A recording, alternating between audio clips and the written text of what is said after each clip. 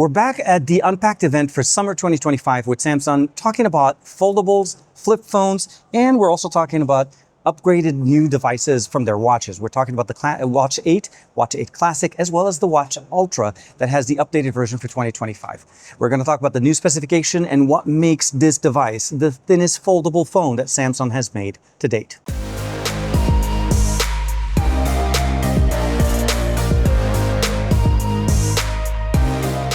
Like and subscribe, and make sure you hit that bell icon so that you're always notified to whenever we have new videos for you on the channel. We're going to start off by talking about the big guy, the main star of the show, the brand new Galaxy Z Fold7. Now, there is a big difference in this phone than what we've seen in previous generation. The biggest thing I'll probably say is that internal display.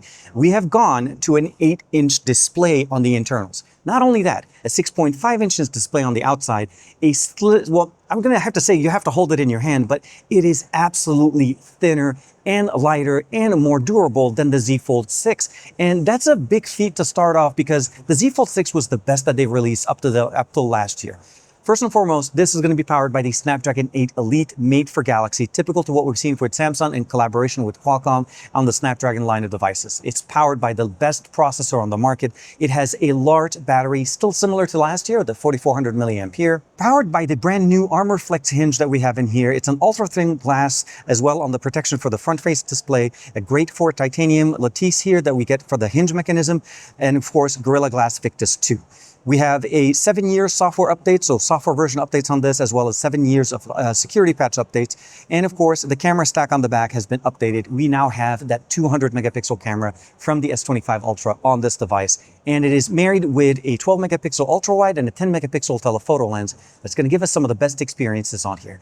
The internal camera that we have in here has also been updated. We now have a 10 megapixel camera. This is the underneath display camera that we've had in the past. It's been limited to 4 in past years. Now it's up to 10 megapixels, 4K 60 frames per second goodness all across, an updated image engine that we get in here. Also better hinge mechanisms. And again, as I mentioned, the thinner, lighter, this is almost as thin as the Galaxy S25 Ultra as far as the thickness when it's folded. I'm talking about the actual size of the display.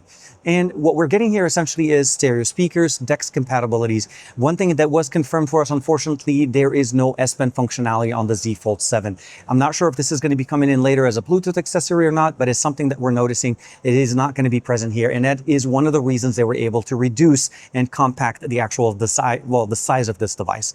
Now, lastly, as far as the weight, this is actually 215 grams. That is how light this device is. If you can just imagine an entirely foldable device that has an 8-inch display with a beautiful, larger display on the front, wider for us to be able to use. Now it's actually the size of a standard smartphone. Also, one of the biggest things, it is launching with One UI 8.0 with Android 16 out of the box. Yes, that means one of the first devices to be launching with these that are outside of Pixel, of course, but this is going to be the biggest experiences that we're seeing on the market right now. Improvements and generational upgrades that we have been expecting are now here on the Z Fold7. We're switching it over to the Z Flip7. The Z Flip7 has also now gained a brand new brother. We're going to talk about the Z Flip FE in just 1 second. The Z Flip7's biggest, I would say, improvement over the generational upgrades that we've seen in the past is that now we've gone from a 3.4-inch display to a 4.1-inch display, a true edge-to-edge display that goes around the camera sensors on the front. We still have the 50 megapixel camera sensor. That's going to be the primary sensor in here, and 12 megapixel camera as a secondary. And nicer, of course, the 10 megapixel camera on the inside. The inside display has also gotten another upgrade. The moment you open it, you'll notice that it's a 6.9-inch display, and that's an upgrade as well from previous generation of 6.7-inch display. We have DeX support, and the battery itself is running at a 4300 milliampere battery in here. So a large, beautiful display that runs 120 frames per second, a large, beautiful display on the inside that also runs at 120 frames per second. And from the processing experience here, this is where it changes a little bit. We're going to one of the first 3nm processors from Samsung, and that's going to be the Exynos 2500 powering the brand new Z Flip7. It's going to be available in 3 different colors with a special color available directly on Samsung's website, very much the same as the Z Fold7. Before we switch over to the wearables, let's talk about the FE Flip that just got announced. Now, this one is going to be featuring the brand new Exynos processor that's a 2400 as opposed to the 2500 that we have on the Z Flip7. A primary 50 megapixel camera, a lot of functional options in here with AI, Samsung, and of course running with Android 16. And the biggest thing is the main camera on the back is going to be 50 megapixel, capable of shooting 4K 60 frames per second. It's going to be more cost friendly, and it's going to give us more options as far as for people that don't necessarily want to go for the full version of the Z Flip7. They can definitely go with the FE and get a lot of Samsung's powerhouses directly within their hands. Now, we can't go to an Unpacked event and not mention the fact that we have a lot of updates onto our wearables. There is 3 new generational upgrades. There is the Watch 8, the Watch 8 Classic with the return of the spinning bezel, the physical bezel, and of course an update to the brand new, well, to the Watch Ultra as well. First and foremost, I'll say is the antioxidant sensor functionality is one of the new ones that are basically being touted. They talked about it. I demoed it. Unfortunately, I don't look really good on it, so don't judge me on that. But the biggest thing that I really think that we should be focusing on is the fact that these are one of the first watches launching with Gemini built into them, meaning you actually interact with Gemini now, no longer interacting with the Google Assistant. If you've seen some other watches on the market that have the Assistant functionality, currently they're only running on basically the older generation of the Google Assistant. Even if your smartphone ran Gemini, your watch was still running the Assistant.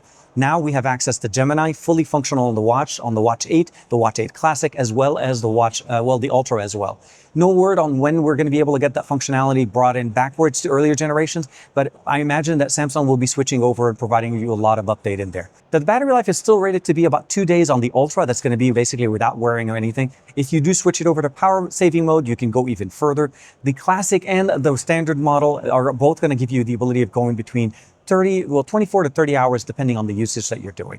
And then really nice thing, again, they all charge wirelessly. You can put this on the back of your smartphone, your Galaxy phone, and charge it directly. So you never have to worry about where to charge your watch. The question about it is which watch you're going to get. All of the information I'm sharing with you guys, if you want to be able to pick up or even find out more information about this, pre-order, or even get the pricing availability for you, there's a link in the description below to give you all of the information. But in short, the brand new Fold7 is going to be running at $1999, so basically almost $2,000, running in with storage and RAM configuration from 256 to 1 terabyte. The 1 terabyte will be the only one getting the 16 gigs of RAM. The 256 and the 512 will have 12 gigs of RAM. 3 main colors available generally, and 1 additional color special available for Samsung. The Z Flip is going to be pretty much the same exact experience, 3 colors with the one available, again, directly on Samsung. The FE is going to be available in 2 colors, and it's going to be running at $899. The Flip is going to be at $1099, and the Fold is going to be at $1999. My hope is that you found all the information that you wanted here. I cannot wait to start testing them out and providing you guys more content, more coverage. I'm excited to see about the things that they've updated, the changes that they brought in there. And as much as I'm sad to see that the S Pen is gone, I'm actually more happy that the phone is slimmer and lighter than having a functional S Pen that sometimes is used and sometimes it's not. Again, at the end of the day, it's going to be up to you. Like and subscribe. Thank you very much for checking out the channel. And I also want to put out a massive thank you to Mr. Omar Bey for helping me out with this event, as this is my first time ever having somebody helping. And again, I'll see you guys in the next video. Bye-bye for now.